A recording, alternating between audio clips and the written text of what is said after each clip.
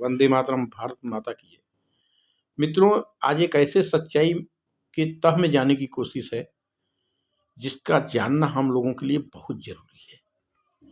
सपा के राष्ट्रीय कार्यकारिणी का विस्तार नजदीक था और ठीक उसके पहले स्वामी प्रसाद मौर्य जी ने रामचरितमानस पर सवाल खड़ा किया। कुछ चौपाई से उन्हें आपत्ति थी और उन्होंने इसे बैन करने की मांग की। सवाल यह उठता है कि 3-3 बार 4-4 बार बसपा की सरकार बनती है और मायावती के बाद बढ़िया कद रखने वाले स्वामी प्रसाद मौर्य इस पे कोई सवाल नहीं खड़ा करते, न बैन कराते हैं, न बैन की मांग करते हैं। अचानक सपा के राष्ट्रीय कार्यकारिणी के गठन के पहले यह मांग क्यों? अब इसके तह में जाइए।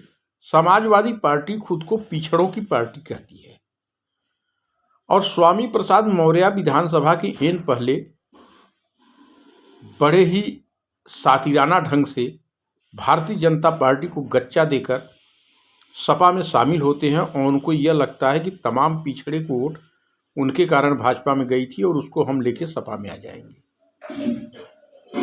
और वह चीज नहीं होता और स्वयं अपनी सीट हार जाते हैं। लेकिन वे अपने खड़यंत्र से बाज नहीं आते।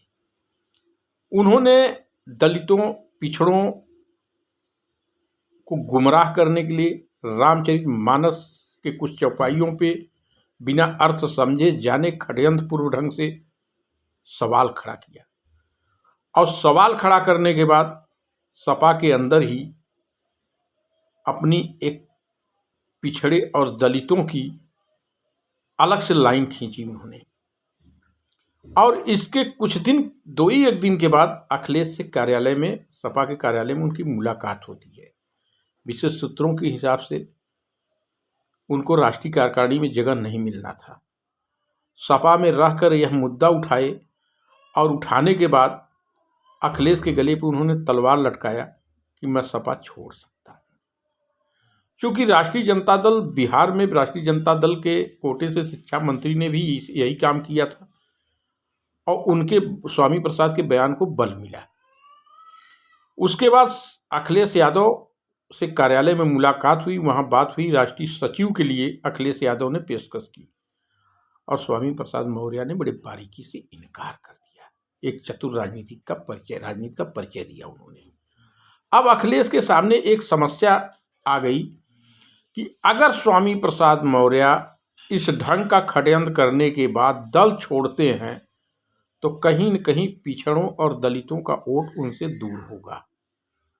अब उनकी मजबूरी हो गई कि पार्टी के अंदर ही पार्टी को जन्म देने वाले स्वामी प्रसाद मौर्य को राष्ट्रीय कार्यकारिणी में महासचिव के स्थान पर बैठाना, जिस स्थान पे शिवपाल यादव को उन्होंने बैठाया।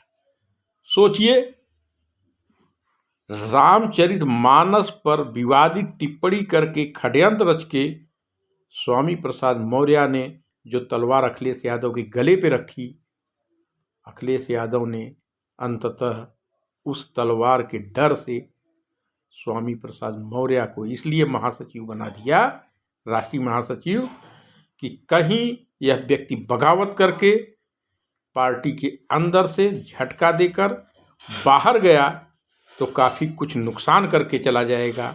और उस मुद्दे को बंद करने के लिए इन्होंने ये खेल खेला।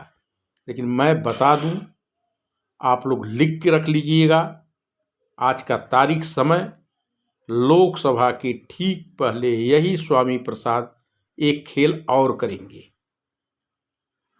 वो सपा को एक जाति विशेष के दल का आरोप लगाकर झटका देंगे और झटका देने के बाद वे कांग्रेस के साथ गठबंधन करेंगे। यह आने वाला समय आपको बता देगा। वंदे मातरम, भारत माता की।